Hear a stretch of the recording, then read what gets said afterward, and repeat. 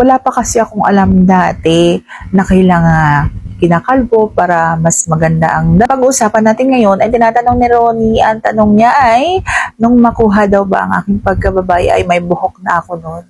Yung buhok sa aking kinemperot.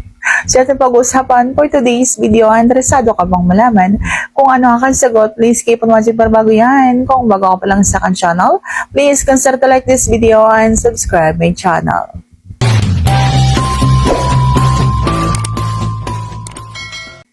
Opo ang sagot ko. Kasi po nung nakuha ng naging ama ng aking anak, yung aking pagkababay, ako po noon ay 19.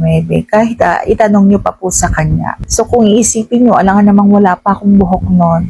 At saka, wala pa kasi akong alam dati na kailangan kinakalbo para mas maganda ang dating, yung ganyan.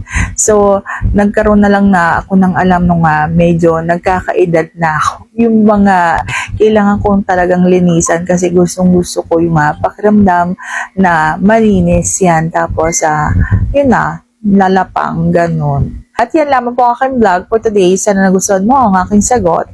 And if you like this video, please consider to like this video and subscribe my channel. Thank you for watching. See you on my next vlog.